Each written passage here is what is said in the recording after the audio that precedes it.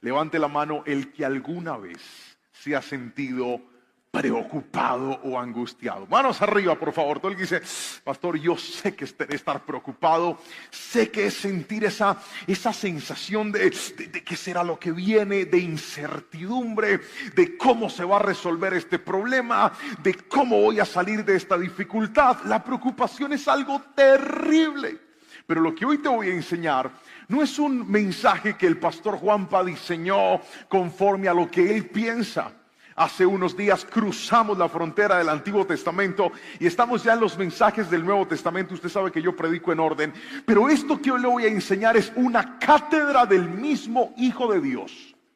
Este mensaje es una enseñanza que el mismo Jesús depositó y estructuró para nosotros y tiene mucho que ver con este tema llamado la preocupación. Y hoy voy a enseñarle en estos minutos que tengo cómo vencer la preocupación.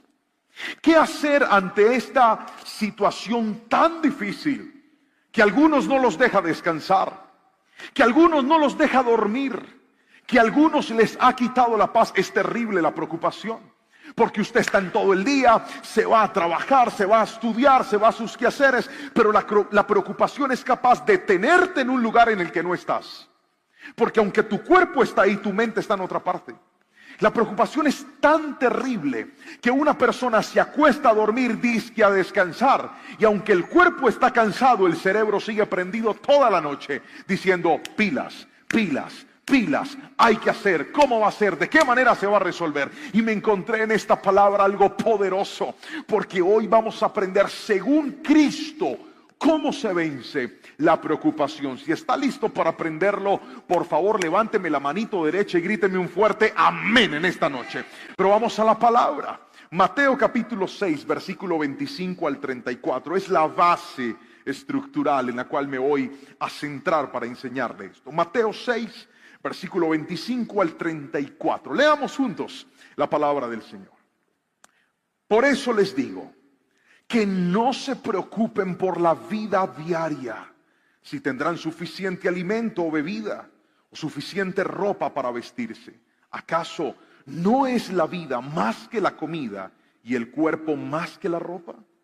Miren a los pájaros, no plantan ni cosechan, ni guardan comida en graneros, porque el Padre Celestial los alimenta. ¿Y no son ustedes para Él mucho más valiosos que ellos?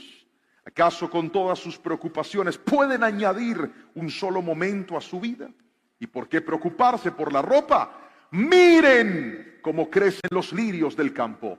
No trabajan ni cosechan su ropa. Sin embargo, ni Salomón con toda su gloria se vistió tan hermoso como ellos. Si Dios cuida de manera tan maravillosa las flores silvestres que hoy están y mañana se echan al fuego, tengan por seguro que cuidará de ustedes. ¿Por qué tienen tan poca fe? Así que no se preocupen por todo esto diciendo que comeremos, que beberemos, qué ropa nos pondremos. Esas cosas, lea eso conmigo por favor fuerte, esas cosas que dominan el pensamiento de los incrédulos. Pero su Padre Celestial ya conoce todas sus necesidades. Voy a volver a leer esa parte y le voy a rogar que si usted lo cree me diga un fuerte amén. Dije, pero su Padre Celestial conoce sus necesidades. Busquen el reino de Dios por encima de todo lo demás y lleven una vida justa y Él les dará todo lo que necesitan. Así que no se preocupen por el mañana, porque el día de mañana traerá sus propias preocupaciones. Los problemas del día de hoy son suficientes para hoy. Amén y amén. La preocupación es un estado de desasosiego. La palabra desasosiego significa intranquilidad. Es un vacío emocional. Es tener una agonía en donde, ya se lo decía, estás dejando de disfrutar tu presente porque estás pensando en cosas que ni siquiera han llegado todavía. El otro problema de la preocupación, y no menos terrible, es que afecta tres áreas en nosotros. Afecta lo que vemos, afecta lo que pensamos y afecta lo que creemos. Permítame darle un ejemplo. Cuando Jesús estaba refiriéndole estas palabras a aquellas personas que lo seguían en el Sermón del Monte, usó 2 veces el verbo mirar y les dijo: miren a los pájaros, miren a las flores. ¿Sabe por qué?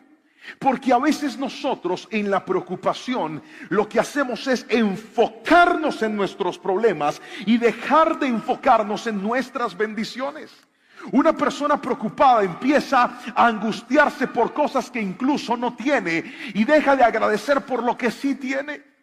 Una persona preocupada pierde el foco de la vida y no solamente pierde la capacidad de ver con claridad, sino también de pensar con claridad. ¿Cuántas veces alguien por una preocupación se ha ido a meter en las peores decisiones de la vida?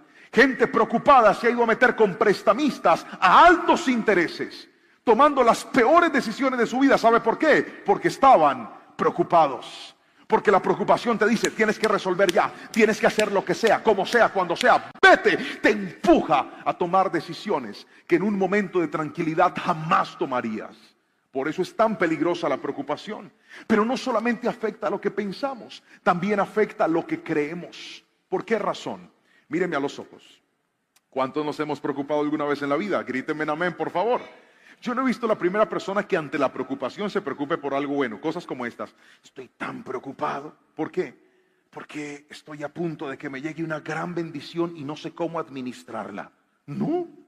Ni usted tampoco va a ver un día un feo por ahí sentado diciendo: estoy tan preocupado. ¿Por qué? Porque se aproxima tanta belleza a mi cuerpo que no sé a cuál hermosa voy a escoger. Nunca los vi así. El preocupado siempre está pensando ¿en qué? En que lo que viene es lo peor. Nunca vas a ver una persona preocupada por algo bueno. No, siempre están angustiados creyendo que lo que se aproxima para ellos es algo malo.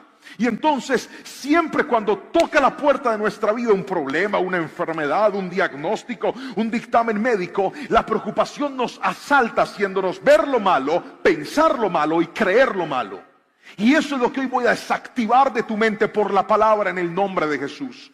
Porque llegó la hora de entender que sí, esta vida no es sencilla. Sí, en esta vida hay dificultades. Sí, en esta vida hay faltantes. Sí, en esta vida hay tropiezos. Pero cuando aprendo a ocupar mi mente con las promesas de Dios, puedo estar seguro que aún esos desiertos, Dios los va a permitir para algo más grande y más poderoso en nuestras vidas. Por favor, si alguien me está entendiendo, dígame un fuerte amén en esta noche. Vamos a aprender entonces cómo vencer la preocupación, y quiero mostrarle uno a uno los principios que encontré en la palabra, y el primero de ellos es este. Ahí nos va a aparecer. Primero, ¿cómo vencer la preocupación? Afirma tu valor en Dios. Quiero que por favor repita esas palabras fuerte conmigo a la cuenta de 3. 1, 2 y 3. Dígalo. Afirma tu valor en Dios. ¿Por qué es tan importante afirmar nuestro valor en Dios? El versículo 26 dice lo siguiente: miren a los pájaros. No plantan, ni cosechan, ni guardan comida en los graneros, porque el Padre Celestial los alimenta. Y no son ustedes para Él mucho más valiosos que ellos.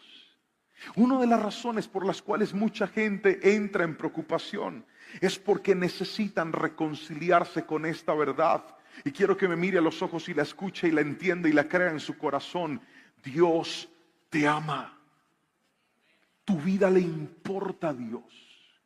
Y mientras tú no te reconcilies con esa verdad, no vas a vencer la preocupación.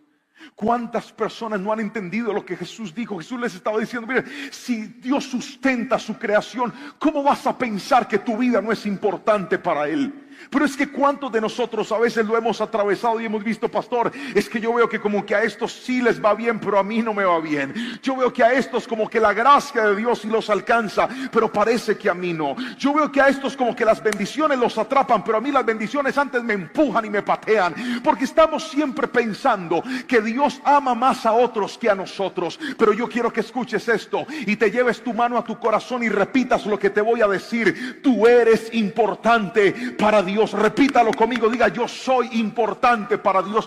Dios también te ama a ti. Dios también tiene un proyecto contigo. Dios también tiene un sueño contigo. ¿Sabes por cuántos años yo me senté en la iglesia como estabas tú, mirando pastores predicar, mirando salmistas adorar, yendo a grandes eventos, y yo miraba las alabanzas y miraba a los salmistas y miraba a los invitados, y yo decía: Señor, ¿cuándo será el día que podría estar en ese lugar? ¿Cuándo será el día que podría adorarte con una batería tan bonita como la de esa iglesia y no con esta destartalada? Yo un día toqué con una batería que los parches eran bolsas de basura. Y el líder me dice: dale pasito para que no lo reviente. En vez de comprar parches, pero no había con qué. Y yo soñaba, yo decía: Señor, ¿cuándo llegará el momento? Pero escuche bien, al transitar en la vida me di cuenta que el amor de Dios no siempre se manifiesta dándote todo lo que quieres. La primera parte del amor de Dios no se manifiesta con cosas tangibles, se manifiesta con cosas intangibles. A veces Dios te va a demostrar su amor en la formación. Dios te va a demostrar su amor aún en los momentos de faltantes, para que tú entiendas que no se trata del que más corre ni del que más vuela, del que más tiene, del que más oportunidades ha adquirido. A veces el amor de Dios se manifiesta en los momentos de dificultad, para que tú sepas que si algún día llegas a la cima, nunca fue por ti, nunca fue por tu talento, nunca fue por tus habilidades, sino por la gracia y la misericordia de Dios. Escúchame lo que te voy a decir: Dios a ti te ama como eres. Gríteme amén, por favor, si lo está creyendo en esta noche. Dios te valora como eres, y mientras no venzas esa idea de dejarte de comparar, de decir: pastor, es que otros son más perfectos que yo, otros son más santos que yo, Dios no puede amarme así. Hoy te digo: Dios te ama a ti también. A Dios le importa tu vida. El gran problema es que muchos de nosotros no hemos entendido que la respuesta a las bondades de Dios no se enfocan en solo Él cuánto nos ama a nosotros, sino que tanto estamos nosotros dispuestos a amarlo a Él. Tu problema no es que Dios te ame, Él te ama. El problema tuyo es que tú lo has dejado de amar como un día lo hacías.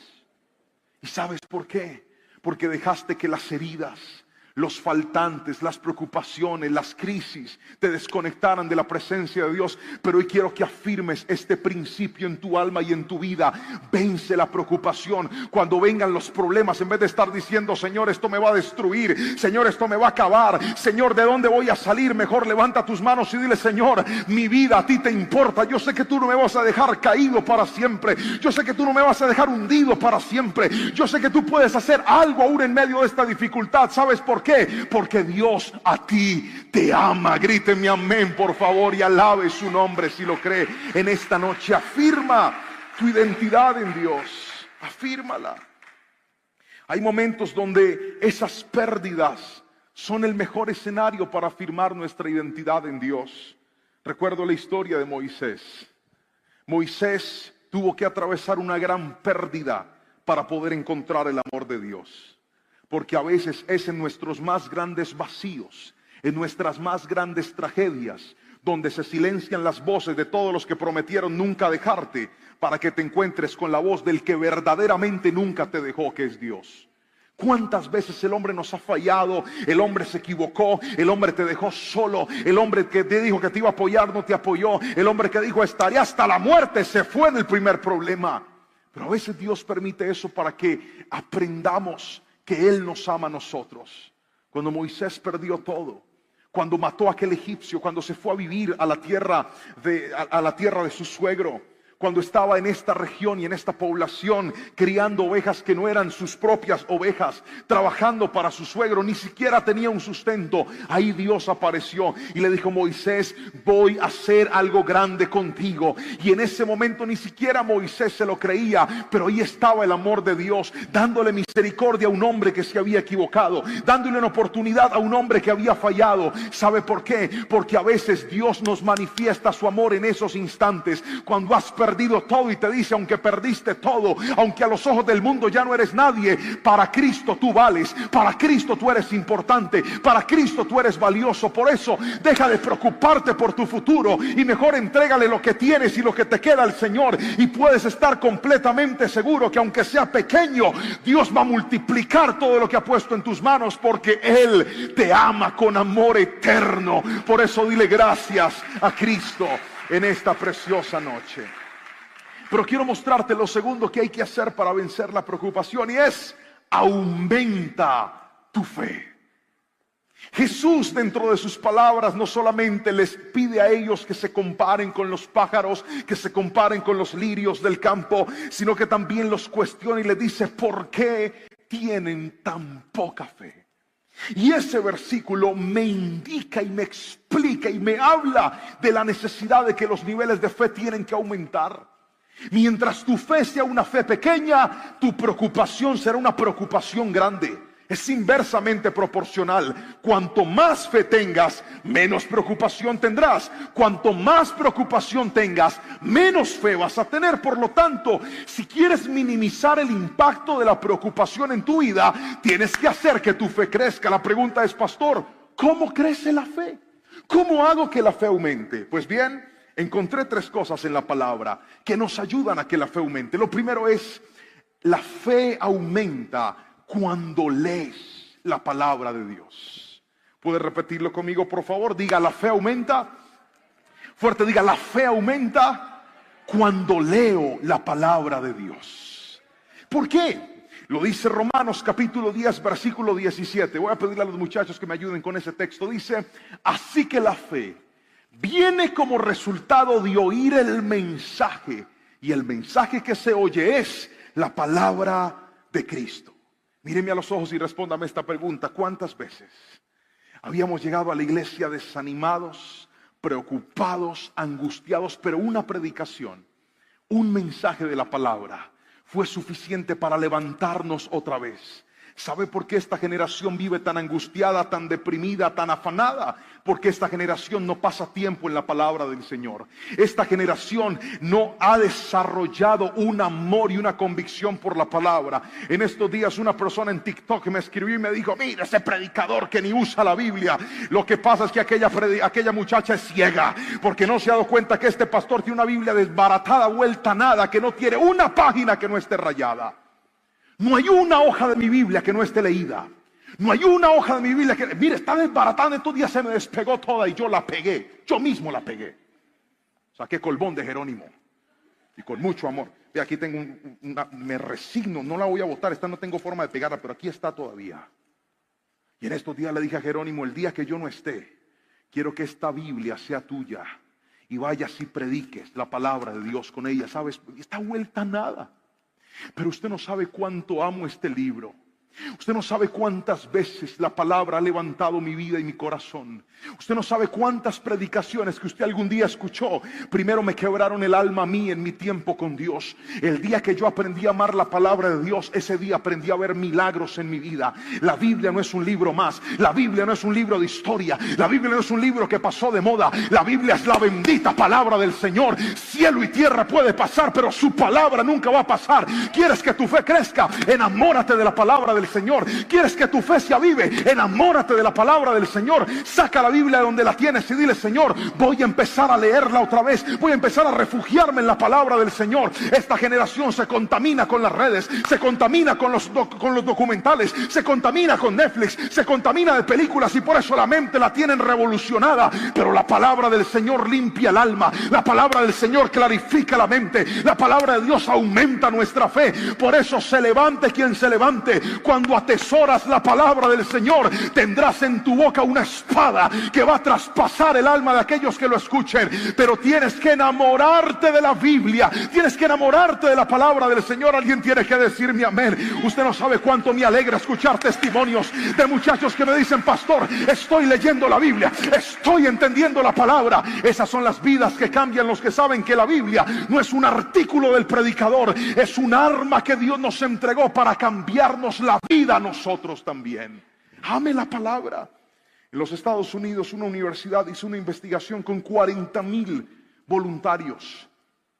Tenían entre 8 y 80 años y descubrieron lo siguiente: las personas que leían una vez a la semana la Biblia no tenían ningún tipo de manifestación distinta en su cerebro.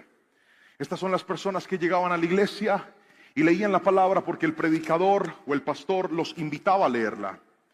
Después investigaron a los que leían la Biblia 2 veces por semana. y notaron que la diferencia no era mucha, era algo mínimo lo que impactaba. 3 veces ya generaba una sensación como de pálpito en el corazón, pero 4 veces, ahí fue donde el estudio marcó un precedente impresionante. Las personas descubrieron que una persona que lee por lo menos 4 veces por semana la Biblia lograba reducir la sensación de soledad en un 30%. Además, sus problemas de ira y de rabia y de mal genio se reducían en un 32%. Encontraron que la amargura caía en un 40%.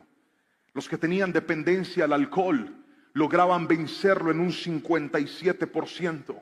El contacto con la pornografía bajaba un 61%, y esto es lo más impresionante, los niveles de fe incrementaban a un 200%. ¿Sabes de qué te estoy hablando? De una persona que lee como mínimo 4 veces la Biblia por semana.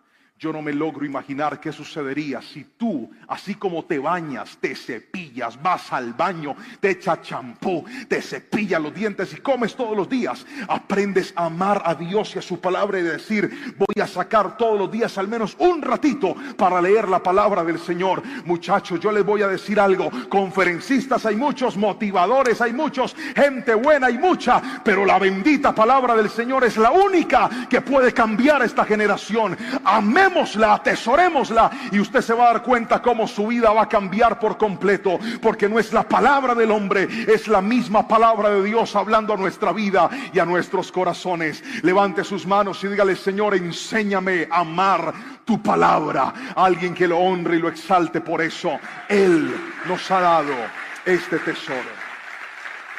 Entonces, la fe aumenta cuando leemos la palabra del Señor. Pero también la fe aumenta, escuche bien, estoy en este mismo segundo punto. La fe aumenta cuando aumentas tu oración. La fe crece con la oración. Marcos capítulo 9, versículo 23 y 24 cuenta una historia. Y esta historia es hermosa. Es la historia de un papá que tenía un hijo que era atormentado por demonios. Y este hombre que era atormentado por demonios, aquel muchacho se tiraba al piso y se lastimaba por las manifestaciones demoníacas de este espíritu. Aquel papá desesperado se fue donde Jesús, lo atendieron sus discípulos, pero sus discípulos no pudieron hacer nada por él. Este hombre va y le dice: Jesús, mira, puedes ayudarme con mi hijo, tus discípulos no han podido hacer nada con él y de verdad estoy desesperado. Jesús, mirándolo a los ojos, le dice: te quiero hacer una pregunta. ¿Tú crees que yo puedo sanar a tu hijo? Porque al que cree,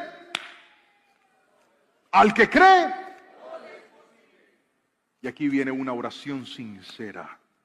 Aquel papá le dice: yo creo, pero por favor, ayúdale a mi fe.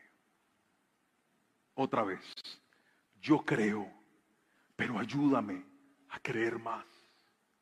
Usted no se imagina cómo esas palabras tocaron mi corazón, porque muchas veces necesitamos oraciones sinceras para vencer la preocupación. Muchas veces necesitamos llegar delante de Dios y decirle: yo sé que tú eres un Dios milagroso, pero a veces no creo que puedas hacer conmigo lo que has hecho con otros. Yo sé que tú eres un Dios poderoso, pero a veces mi fe está tan bajita, Señor. A veces mi confianza está tan pequeña, a veces lo que está por delante demanda una intervención tan fuerte tuya que no sé si la fe me alcance para eso. Ese tipo de oraciones son las que Dios quiere contestar. Cuando Dios encontró, cuando Cristo ve las palabras de aquel hombre, ¿sabes qué hizo? Trajo un milagro sobre su vida, porque la oración aumenta nuestra fe. Cuando pases por momentos de preocupación, ve delante de Dios y dile: Señor, mi fe está débil, a veces siento que no puedo confiar más, pero ayúdame a creer más en ti. Te vas a sorprender, porque si algo bendice Dios es un corazón honesto, un corazón sincero, un corazón que es altamente dependiente de su presencia. Pero lo tercero que hay que hacer para que la fe aumente es rodearnos de amigos que tengan fe. Otra vez, rodearnos de amigos que tengan fe. Mire, otra historia muy linda de la palabra del Señor se encuentra en Lucas capítulo 5, versículo 18 al 24. Y esta historia me impactó profundamente porque es la historia de un paralítico, un hombre que no podía caminar. Pero entonces dice la palabra del Señor que sus amigos tomaron la decisión de cargarlo y llevarlo hasta Jesús. Él por sus propios medios no podía ir, necesitaba de sus amigos. Cuando llegan a la casa donde Jesús estaba, dice la Biblia que había tanta gente que era imposible entrar por la puerta. Y entonces ellos dijeron: hermano, así nos toque aventarlo por el techo, pero Jesús va a orar por usted. Se idearon la forma de meterlo por el techo, descolgarlo en todo el centro de la casa. Y la Biblia dice: al ver Jesús, la fe de ¿quiénes? ¿De quiénes? Al ver la fe de ellos. A veces nosotros necesitamos la fe de otras personas. Alguien tiene que decirme amén. A veces necesitamos rodearnos de personas de fe. Uno de mis concuñados, cada vez que cumplo años, me regala un producto, un tratamiento costoso para la caída del pelo. Siempre. Lleva años, yo no sé cuántos años lleva regalando. Me ha regalado cremas, champús. Un día me regaló una cita con un médico, mejor dicho, que es buenísimo para eso. Me ha regalado crema. La otra vez llegó con una crema que es que de los indígenas, que era traída de no sé dónde, por ahí el Cauca, que era a base de, yo no sé qué tanta mata tenía, eso olía horrible. Y yo bien juicioso me he aplicado todas esas cosas. Como usted puede ver, no han servido para nada. Y yo me echaba mis cremas con una fe y lloraba. Y yo le decía: Señor, por favor dame un poquito de fe como la que le has dado a este man para que el pelo me crezca a mí. Ha sido la fe de él. Este año llegó con una bolsita, con una cremita. Me dijo: feliz cumpleaños. Yo le dije: gracias, gracias. Se llama Fernando, él es mexicano. Yo: gracias, carnalito, te bendigo. Ese día por la noche yo cogí la crema todo contento. Yo dije: bueno, Señor, una más. Este hombre tiene fe que a mí me salga pelo. Yo no sé si ya le vas a hacer que el pelo crezca por la fe mía o por la fe de él. Pero cogí la crema y me la apliqué así, me acosté a dormir. Al siguiente día me escribió y me dijo: carnalito, ¿cómo te fue con la crema? Le dije: bien, me dejó el pelo como espeso. Me dijo: no. ¿Por qué? Esa crema es para la cara, para el envejecimiento. Yo me hubiera dicho: hermano, usted siempre me regala las cosas para el pelo. Ya él venció, ya la fe de él no le alcanza. Ya dijo: vamos a ayudarlos con el envejecimiento.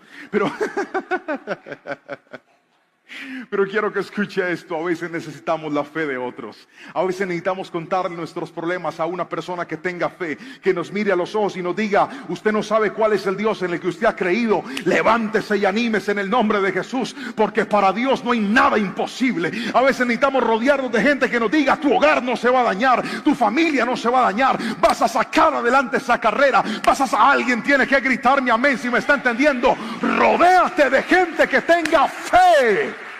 Y eso va a ser de bendición para tu vida. Pero déjeme mostrarle lo tercero. ¿Qué hay que hacer para vencer la preocupación? Primero, hay que afirmar nuestro valor en Dios. Segundo, tenemos que aumentar nuestra fe. Aquí viene lo tercero que le quiero enseñar, y es: busca el reino de Dios. Jesús lo dijo en el versículo número 33. Lanza la siguiente palabra y les dice: así que busquen el reino de Dios por encima de todo y lleven una vida justa, y Él les dará todo lo que necesiten. ¿Qué es buscar el reino de Dios, pastor? Buscar el reino de Dios es congregarse. Buscar el reino de Dios es venir a la iglesia. Buscar el reino de Dios es servir a Dios. Buscar el reino de Dios es ayudar a otros. Buscar el reino de Dios es vivir una vida justa. Buscar el reino de Dios es compartir una predicación, compartir la palabra. Mire, yo he atendido citas en mi escritorio de gente que me ha dicho: pastor, ¿sabes por qué estoy en la iglesia? Porque un amigo compartió un pedazo de una predicación, la palabra tocó mi vida y ahora estoy aquí entregándole todo a Cristo. Nunca subestimes lo que puede hacer que tú compartas tu palabra con tu círculo íntimo. Hay personas que están cerca de ti que necesitan lo que Dios te está dando. Eso es buscar el reino de Dios. Cuando vives de esa manera, lograrás romper la preocupación. ¿Por qué, pastor? Porque a veces la preocupación, escuche bien, trata de hacer eso, de desenfocarnos. La preocupación nos paraliza. Y les pedí a los muchachos que me regalaran esta frase: la preocupación nos paraliza. Pero buscar el reino de Dios nos moviliza. Otra vez, la preocupación que hace nos paraliza. No hay nada que hacer. ¿Qué voy a hacer? Te quedaste estancado, te quedaste llorando, te quedaste sufriendo. A veces la mejor forma de salir de nuestros problemas es ayudando a otros a salir de los suyos. Te lo voy a volver a repetir.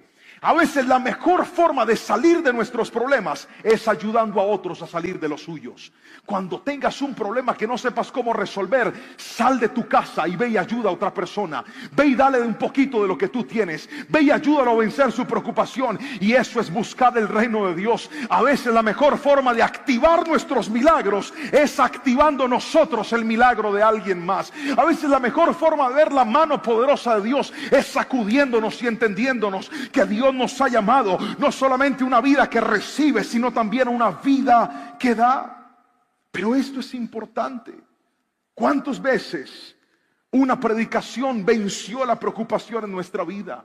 ¿Cuántas veces un momento de adoración nos regaló la paz que la preocupación nos había arrebatado?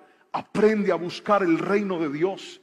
Yo conozco gente que cuando pasa por problemas dice: no voy a ir a la iglesia, estoy desanimado. No, al contrario, es cuanto más tienes que buscarlo. Es cuanto más tienes que acercarte al Señor. Cuando aprendes a darle el primer lugar a Dios, cuando aprendes a buscarlo, entonces te vas a dar cuenta cómo tu vida va a ser realmente transformada y realmente bendecida. Pero con esto voy a cerrar. Cuarto y último, ¿cómo se vence la preocupación? Vive cada día con su propio afán. Vive cada día con su afán. El versículo 34 dice lo siguiente: así que no se preocupen por el mañana, porque el día de mañana traerá sus propias preocupaciones. Los problemas del día de hoy son suficientes por hoy. ¿Puede repetirlo conmigo? Vamos a leer fuerte mirando la pantalla. Así que no se preocupen por el día de mañana, porque el día de mañana traerá sus propias preocupaciones. Los problemas del día de hoy son suficientes por hoy. Yo conozco gente que se pega unas angustiadas. Están preocupados por cosas que todavía no tienen que resolver. Pastor, en un año tengo que pagar una cuota así gigante para el apartamento y no sé de dónde va a salir. Mija, en un año se preocupan, no ahora. ¿Alguien puede decirme amén? Estoy tan angustiado, pastor. ¿Por qué? Porque mis papás no tienen con qué pagarme la universidad.